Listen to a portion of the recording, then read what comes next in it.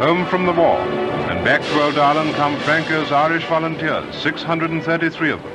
A few injured, but the big majority unscathed.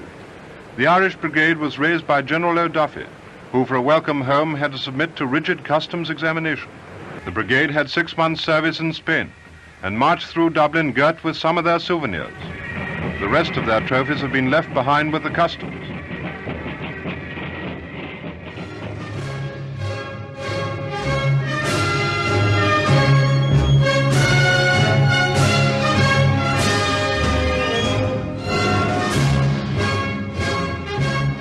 Did you wear an actual blue shirt? Yeah, I had to wear a shirt. Did you? A blue shirt, yeah. You didn't see it. No, where would I see it? You see it on me. No, I didn't see it on you. Why? Because I wasn't even born. Oh, listen to you. It was just like a twinkle in your eye then. Well. When you were wearing the blue shirts. Ned Murphy, aged 92, and his daughter Eileen McCann. Oh, so the blue shirts, so the politics I was in with, the blue shirts organised it. You had a meeting? Private. And did you know exactly what you were going to be doing when you went out to Spain? No. I wouldn't know before I went. Yeah, did it tell you what you'd be doing? No, only in the trenches. So you go into the war, sure. Yeah, and did it tell you that you were going to be fighting for Franco? Yeah. And did you understand that bit? Oh, yes. Of course, that's what I'm going for. We all sneaked away, everyone. Private meeting, and they were looking for volunteers to go. Yeah, 18 from Wexford. Right, and was there many in that, like, at that meeting, say, was there many? No, they were a good crowd, yeah. And all didn't volunteer? Oh, no. No. Only 18. 18? But that was all over Wexford. You know, I was the only one who was the parish of Marshalltown. One out from Ballindaga, Dermot Jordan. Right. And was there anyone at that meeting, were they told not to say it to anybody else? Oh, yes. They couldn't talk about it? You couldn't talk about it. They couldn't tell me where they were going. I said I was going to buy a shirt. I couldn't. She said, no, I was going. No one knew I was going to Spain. He told his mother was going into town to buy a shirt. Buy a shirt. He was actually going in on his bicycle to meet up, where they were to meet, to go to Galway. And you just left your bicycles. Tom Rack. Did you tell me you got them back when you came back? I did. Oh, to want to keep them for sure. Oh. The bike, yeah. Difficult to imagine now, the 1930s, the losing side in the Civil War in government, fighting on the streets, democracy questioned. And across Europe, Hitler and Mussolini in power. In Spain, war. Ned Murphy was 24 when he left Marshallstown. His son Paddy still lives in Wexford. Across the fields are about a quarter of a mile. That's the parish of Marshalltown. Marshalltown Church and Cemetery is there. You can see it there in the distance. And this road starts at Ballinure, Hollow Ballinure. And it runs here through Balladaw and Ballinkill. Across there is Ballindagan. That's where my father originated, Ballindagan. Clan Jordan is in that area there. You can see in the Scorty there in the distance. And that's Vinegar Hill there. You can see Vinegar Hill there. It's just there over the town of Inniscorthy. So that's Inniscorthy there on our right. And it's Ballindagan here onto our left. Up around that area there was a lot of blue shirts. Ballindagan was a blue shirt area, I believe. This is their area, like they were everywhere. This was kind of a stronghold for them. You know, there were a lot of men in it, and that was it. A lot of blue shirts. I was told by a man the other day that those meetings used to be broke up by other people. There were a lot of people who were opposed to those meetings. They didn't want them going on, and they were broken up, like, you know. And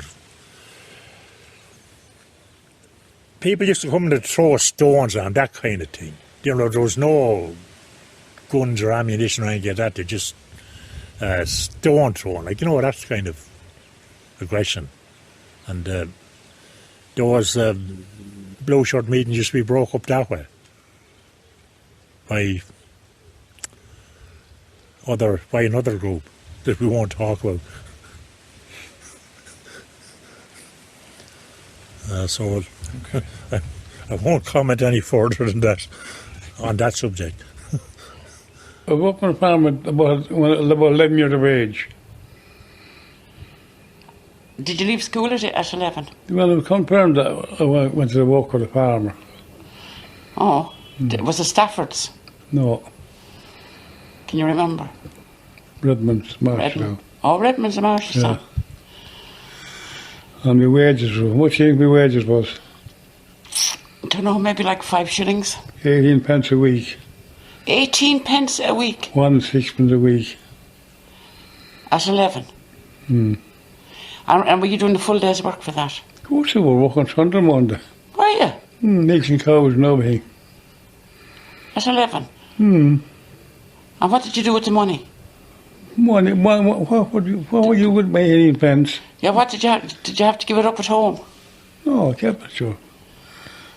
It was sleeping with the farmers. Up on an old stable loft outside, You slept in the loft. over the horses.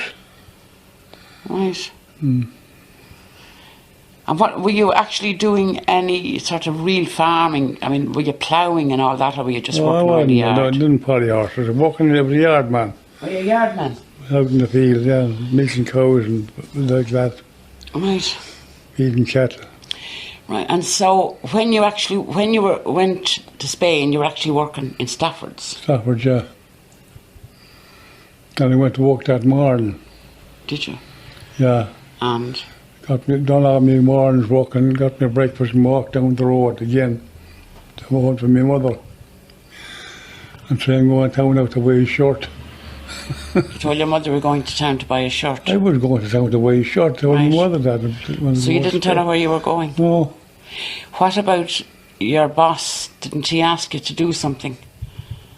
She did. And you told him to do it when you came back? Do my day's work, I knew what I would have to do. Right. But didn't he say to you at one stage when you were leaving to go home, would you take down a few bales or something? And you said, I'll do that when I come back. I said that. How do you know that? Uh-huh. Yeah, I told you before, that's right. But you meant when you came back from Spain. Yes. And somebody was explaining to you that they needed volunteers to help them. Oh, yeah. Some fella going around trying, I can't think of his name now. About 2 o'clock I left in his Corty. About 2 o'clock. How many carloads went to Galway? Oh, there was for 18 sure for Wexford. 18? So you met up at different points along the way? Oh, yeah. All organised in a few So it was a days. short notice thing? Yeah. Because it was all kept private, you know. And did you take any luggage with you or anything like that? Not, Nothing, except the no, clothes you you go stand to up town, to get a shirt. get a shirt. And me other that. Yeah. Was any of those guys married that went out? Any Not one at that all, you they're all knew? young fellas. Yeah, Married, how would you go? that's true. Bring the woman with you? That wouldn't be any good. Oh, You no. wouldn't get a woman out there if you brought one with you. You really wouldn't. Didn't tell his mother, couldn't, it was secret, couldn't tell anyone. They got on their bikes and they rode to a certain point and were picked up by car and taken to Galway, and they had to wait until nightfall to board the boat because they couldn't be seen. But it was dark, wasn't it, when you Yeah. got to Galway? And it was all in the one boat, and all, we were all together. We had no beds in the boat, we just lay down on the floor. It was one passenger boat, it was a, Cattle boat. yeah, cattle boat. I'd lay on the floor. Was there any people sick? No, well, there were a few of them, yeah. Got sick, that's right, you're there. The doctor used to come around to the trenches, Was there a doctor on the boat? yeah. And there was a lot of people seasick. Got seasick, but I didn't. You didn't. I was the only one who didn't get seasick. Were you helping to cook, did you say? Huh? Were you helping the chef? Yeah, What were you doing? cooking. Were you cooking? Cooking the dinner and all for him. Were you? Yeah. I was working on the boat. Did you get paid? We didn't get paid. Sea crossing was very rough. And, running into a very bad storm in the Bay of Biscay, and kind of lucky to come out of it. Thought one thing they were going to be shipwrecked, but anyway they didn't, and they got there. Then they had a very long train journey to Salampica. Most of them men wouldn't have been outside their own parish or their town, like, you know, and they'd never been anywhere. I suppose the opportunity to go to Spain was something different, and maybe they had a bit of an urge for the war as well, like, you know, they must have had. And communism was, you know, kind of a bad word around here that time. And supposed to have to be fought and put down. And that's, you know, the reason why it went. They liked Franco, you know, they did like him. And he always spoke about him, you know, and he was a good supporter of Franco. No, he never criticised Franco. He always thought Franco was a great man. Most of them still do, like, you know.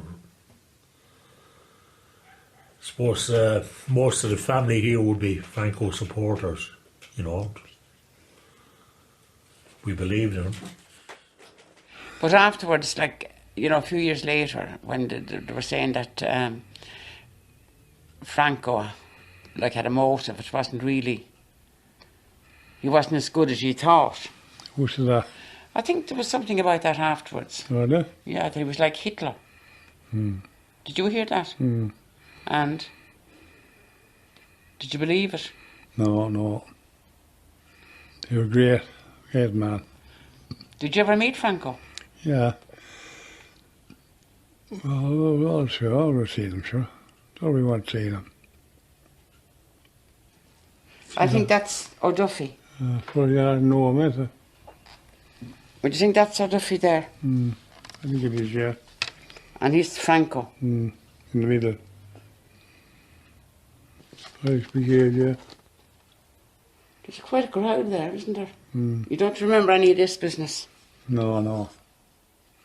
I would remember all that. We were just passing through. You were passing through?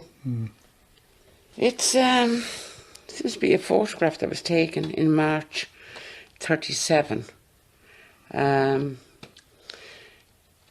As far as I'm aware, that's O'Duffy on the left in front and Franco with the Irish Brigade coming up the back, armed in uniform. I don't know all Spaniards. We don't know a lot about it. All foreigners. Did you pick this up out there as well, or did you get it? No, you got this after coming home, or did you have it? Did you pick it up out there? No, must have had, yeah. No, they're not Spanish, no. No, Irish anyway. To the lot.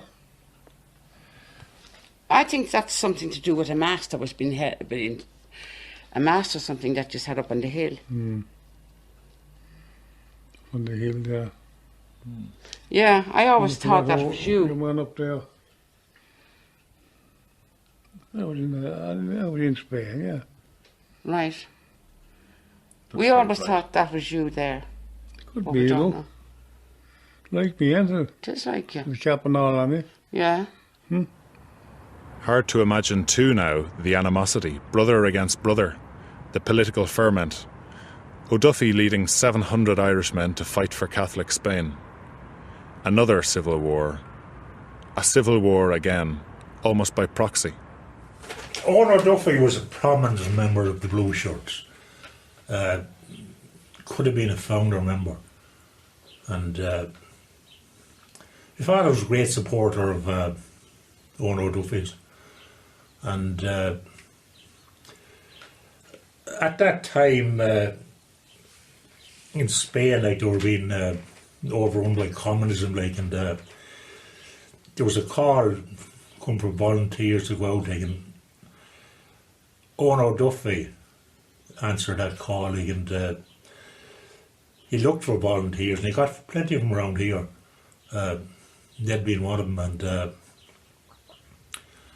they went off, like, you know, and General Duffy, he was a great, apparently he was a great leader, and they were very loyal to him. His men were very loyal to him. Because it is no longer an economic policy, because it can hold out no future for the farmers, for the working men, for the men feeling that justice and fair play will prevail. I don't know. No, Duffy sure was the head man. Oh, General Duffy, a gentleman. You don't remember him? Huh? You weren't doing this time?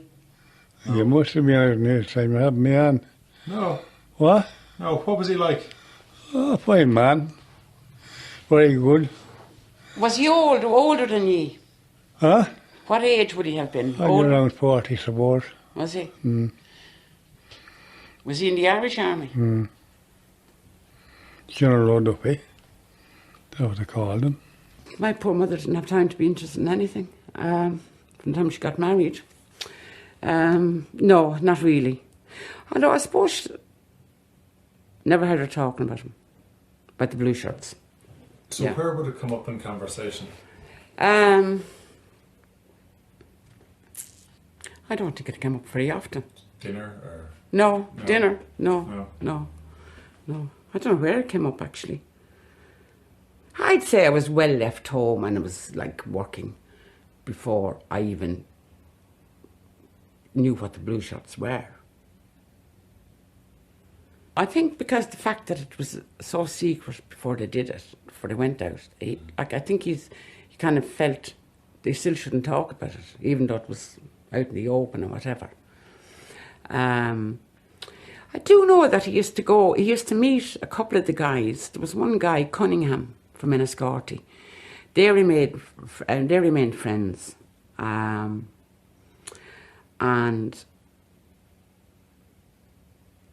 I think he met somebody in a pub when he was in Dublin. He used to come up to Dublin to me a lot. He'd come up for weekends. And I remember this night of going somewhere and we're meeting somebody. And I think it was a guy from the Blue Shirts. That's all I remember about it. At what stage did he start to become a bit more forgetful, or where he wouldn't, his memory wouldn't be as sharp? Did you notice any change in that over the years? I've just noticed it now since, like, he wasn't with me for 3 years, and when he came back to me in June of this year, I noticed that his memory was going a little bit. Up to then, definitely not. But I did notice when I was trying to talk to him about the blue shirts, and he said, "Sure, I can't remember any of those things." Where, like, 3 years before that, he could actually. You know, you could draw something out of him. But now you can't really, you know. He just has this thing, I can't remember that. But I think he does remember, though, because we often talk about things like in his childhood and stuff like that, you know. I suppose, like, certain things go in his memory, you know. He doesn't really talk a lot about the past. But then he never did. You'd have to fish to get something out of him, you know. Do you find it all now that you're having to prompt him? Yeah, prompt him, yeah. They went there, and when they landed, you know, from around here were basically the men that went there were farmers and farm labourers, which my father was, and they worked on the land, and they wouldn't have any training, none at all. So they landed there, they didn't have, there was no time for training, they just didn't have time. They were there, I think 2 days, and they were put into the front line, so they just went in and dug in, that was it. They fought out trenches, you know, against the communists. What they'd be doing, they'd be defending a town or a village, and the communists would make a raid on a town or a village, And they had, you know, they'd know the communists were coming. Some of the authorities would know, and the volunteers were just dug in, like, and that was it. They fought out for 5 or 6 days or whatever the time it took. They had a lot of success, but on the downside, they had a lot of fatalities. Like, you know, they lost a lot of their men. Like, you know, there's a lot of not killed and injured. So success was kind of up and down kind of thing.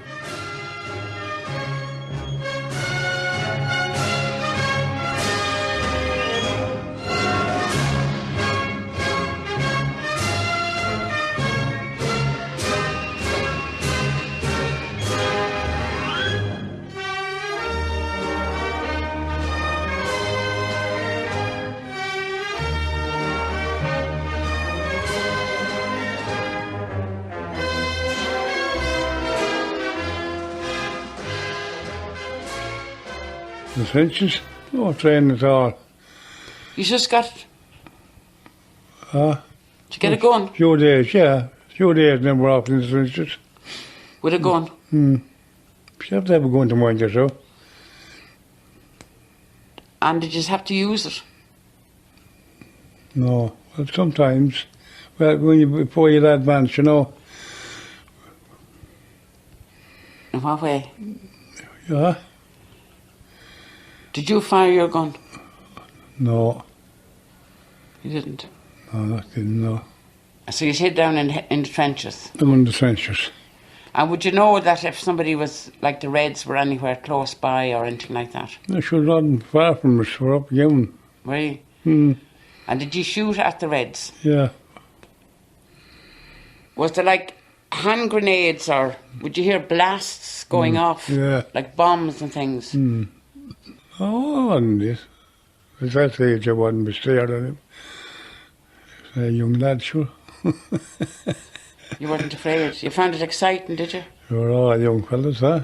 And a clergyman was same as up back at the hill. Was there? Was he Irish? Yeah. Did he go out with you? Yeah. Oh, the Irish Brigade, yeah. Our own priest. Still spends half an hour praying before he gets into bed on his knees. Don't you? I haven't heard anything about the fighting or about shooting or about anything. I've often said to him, like, did you shoot at anybody? He said, of course I did. I said, did you kill anybody? He said, no, I wouldn't do that. I said, but why did you have the guns? We had to have them to protect ourselves. The only thing he doesn't actually forget about is when he was in the trenches and the Moors were coming up with the wine and cigarettes. I mean, I have heard that loads and loads of times. Oh, plenty of things. There was yeah, that was sneaking at the back with the Moors. Come sneaking in with it. We had to pay them for it, though. And what would you get, like a bottle each or something like that? Well, bottle between 2 or 3, yeah. Oh, yeah, vino. But before you went to Spain, did you ever have wine? No. Here? Yeah. No. Didn't drink it before I went to Spain. Oh, yeah. Right. Huh? So that's where you had your first drink? Yeah. Was in the trenches? Vino? Yeah. So you actually came home with no money? I can't think now. It's very, very little anyway. Spanish times. Pesetas? Pesetas, yeah. You get a few cigarettes and everything. And you actually slept in the trenches? Yeah. Sure did. It's for all night, sure. You'd no sort of camp that you just went to? No. Well, there were tents at the back, you know. Rats, plenty of rats. Flying around.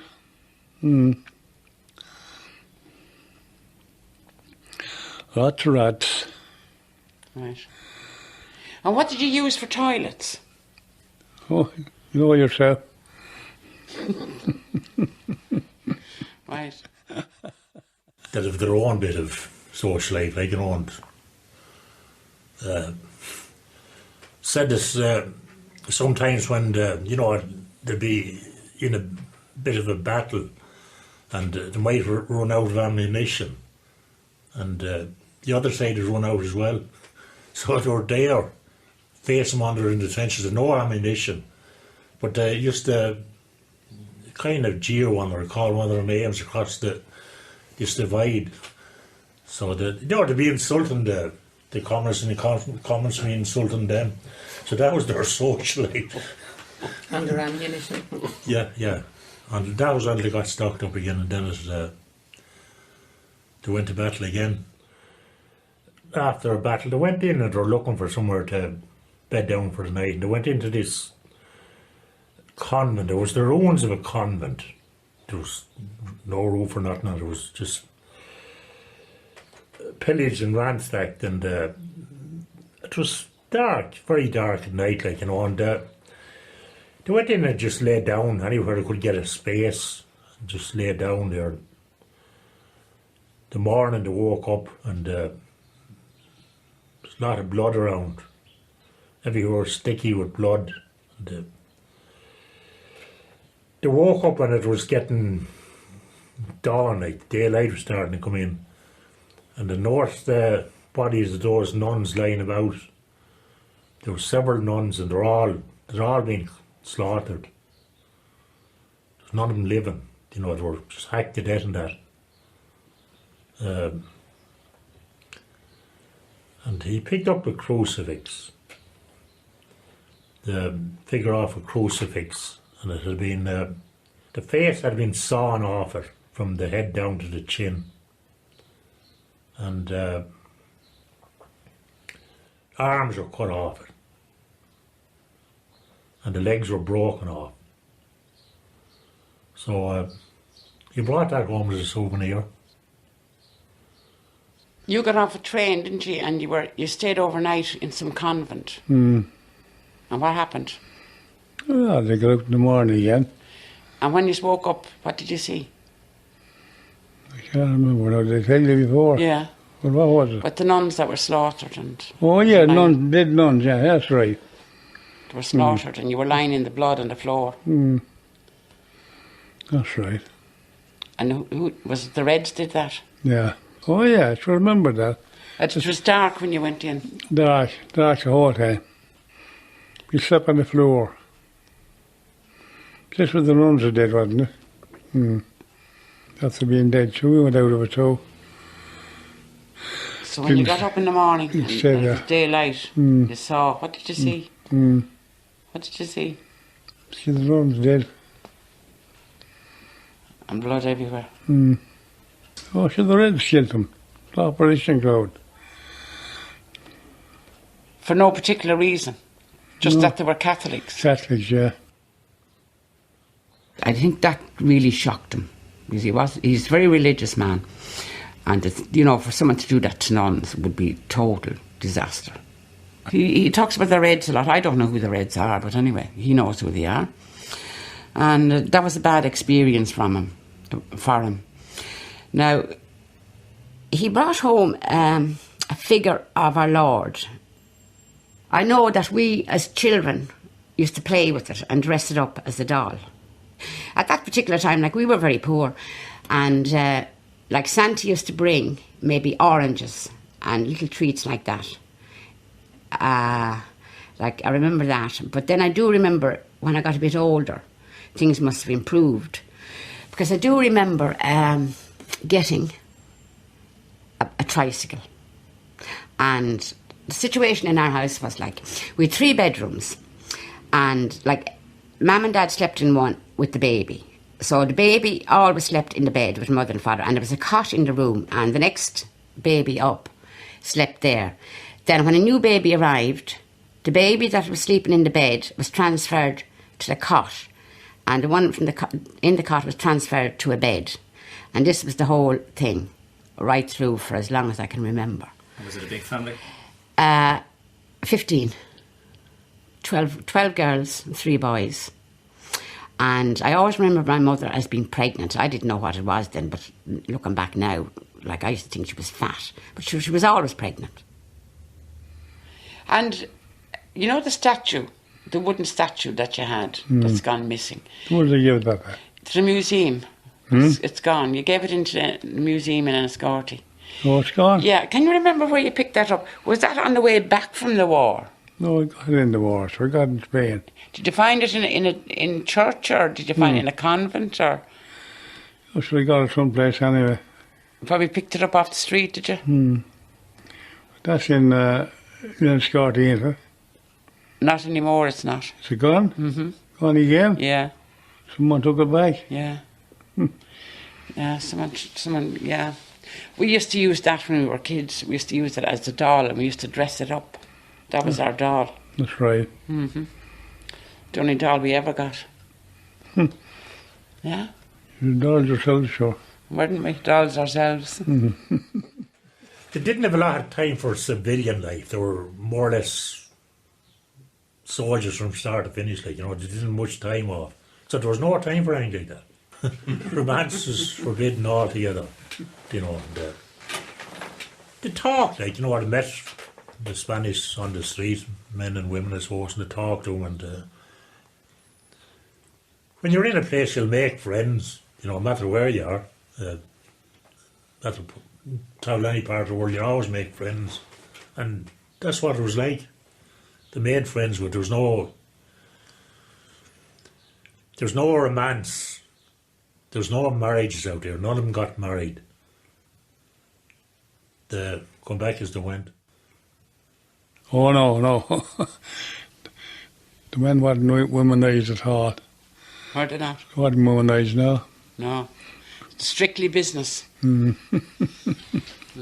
wouldn't dream about a woman. The Irish men. No. When they got dead beside one. Was they not? No. I mean, you know, I've often said to them, well, did you get to know any of the women? Of course I did. How did you get to know them? Weren't they bringing up the wine, the vino? You also call it vino, and the cigarettes. But no, yeah, I was trying to do a bit of fishing, but didn't elaborate on anything. So, who knows? Who knows? Apparently, he didn't know my mother when he went. Anyway, he met her when he came back. And I don't think he had any girlfriends. I was saying to him, sure, he'd say to me, sure, I wasn't a young fella, but he was like 24, 25. But probably in them times, you didn't have women at that, you know what I mean? I think a lot more went on than what he, like, you know what I mean? He'd be very private that way anyway, do you know what I mean? But I would say, yeah, that they probably had a great time over there in the trenches. Yeah? But no, he wouldn't even talk about that. He was very private, like. They were pulled out 6 weeks before the war finished. Actually, when they were withdrawn, they were looking down on Madrid. And that's where it finished. And if they had got another 6 weeks, they were there until the finish. Maybe there's a lot of them wouldn't have survived. No one knows that. But they didn't want to leave. My father always said he didn't want to leave Spain until it was finished, and they're all on the same mind. They didn't want to come back. The people that survived were got a pension, survivors. Pension would be the equivalent of a week's wages, so they were withdrawn 6 weeks before the war finished, and they weren't entitled to it. So he always maintained that he was robbed of a pension, you know, and apparently the other survivors thought so as well. Like, they're all on one mind about that.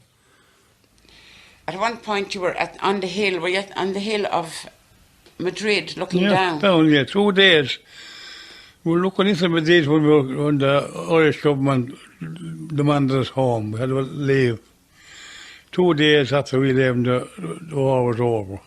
We were looking down into Madrid. You were pulled out? As far as that, yeah. Yeah. Hard to remember even the 1930s looking down on Madrid. Owen O'Duffy wrote, "We have been criticised, sneered at, slandered. Justice shall prevail, and time will justify our motives. We seek no praise. We did our duty. We went to Spain." In truth, time did not justify their motives. Posterity placed the victors in the Spanish Civil War on the losing side. But what's left now anyway, except the memories of men like Ned Murphy, the last brigadista? There was a train station in Ferns that time, and apparently they got a great reception in Ferns. They had bonfires and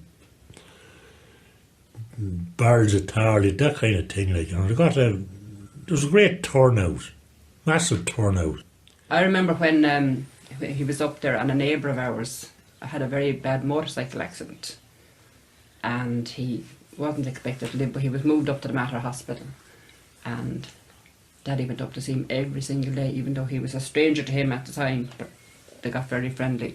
And then when our neighbours would come up with us to visit Ambrose, we'd meet up in the pub afterwards, and Daddy used to love telling my neighbours like about Spain. You know, that's mainly how I heard the stories of it. Because if we asked him, he wouldn't tell. He never spoke about it. My husband would often say to him, Tom, like he'd say, "But did you ever shoot anybody?" And he'd never answer. He wouldn't say yes or no. Like he'd kind of change the subject, but wouldn't say whether he did or not. He never spoke to the girls. Maybe it was just the girls. Yeah, but I never realised he had done this until, like I said, later when he's talked about the other people. Do you know? Yeah. I remember finding his medals in the drawer. He had a drawer full of medals. Where did they ever go? I don't know. And I remember we used to play with them. Yeah. We thought they were real heavy medals on these ribbon thing. And there was in a big box. Do you remember in with the cutlery or something? Yeah. We used to play with them and we didn't know what they were. We just thought they were just another game. Toys. We played with anything. We had no toys. And I remember one day somebody saying something, and my mother said, you know, they're your father's medals or something. Yeah. So we didn't know what the medals. We thought they were dancing medals or something. Yeah. We didn't have a clue. They were very kind of. They never spoke about things like that. No. I don't know why he has this thing about, you know, he should be really proud. I often thought about why he's reluctant to talk about it. I started to get this feeling that was something that he shouldn't have done, is that blue shirts were baddies. Do you know, that type of thing? But I often wondered, is that why he didn't talk about it? Was it something that really, you know what I mean, was kind of different to what he thought it was, you know what I mean? Because he definitely doesn't like talking about it. Definitely not. But I just had this feeling that there was arguments. Maybe that's why he never wanted to talk about it. I just had a feeling that something was said somewhere along the line about the blue shirts. Whether it was the fact that it wasn't really what he went out to do. In his mind now, he would have been going out there for the Catholics, to fight for them, you know. But I have a feeling that afterwards he was told it was for some other reason that they went. But he wouldn't talk about it anyway. It was great, really, because like they came home and there was no fuss and there was no bother and there was no counselling or there was nothing. People never asked them how they felt or were they okay, or there was no, you know, like now where they have all these counsellors that come in and, you know, like that. They just had to get on with their lives, really. You know what I mean? So they came, they went, they came back, and then they just got on with it, like, you know. And there was nobody there to ask them how they were, or, you know, like that. It was just, I'm sure, like, I mean, it was difficult. I'm sure it was difficult, like, you know, and he was really great, and he was always in great humour, wasn't he? Yeah. There was no stress. No stress. There was no stress. He was and he would never. Yeah, he must have been traumatised by it, because he would not talk about killing anybody or injuring anybody or really like feeling. Well, most of us don't we? Yeah, do you know what I mean? We quietly get on with it. Yeah, but you know what I mean? Like, where now they talk about it and they get it off their chest, you know, and all of that. But I'm sure he must have been traumatised by it, like, you know. I'm sure he must have been. Because it's not an easy thing to do, you know. He went back to the same job. He went back to Staffordshire, Jordan. That's right, yeah. And he just carried on where he left off. Nothing. Picked up his... And that wouldn't have been an easy thing for him to do neither, because even though he'd gone to a war and things were going great, he had been to a different country, he had met different people, he had seen a different culture, a different way of life, and all of that, the travel, the heat, the sun, the climate and everything, and then he came back to do what he'd done before he went. And he just obviously just settled back in. I can't remember really, you know what I mean? But you know what I mean? I'm sure it must have been, after seeing all of that, like, then to come back and just to carry on, you know, and raise his family and, you know, like, work from, you know, 7 days a week for very bad pay and having to make do, and, you know, like that wouldn't have been an easy thing to do, in my opinion. Now, you know, you'd expect more. You know, you went out and you did something, and you came back to do the same old thing. You know, and it must have been, like, difficult for him even to have seen that, because he loves Dublin now, doesn't he?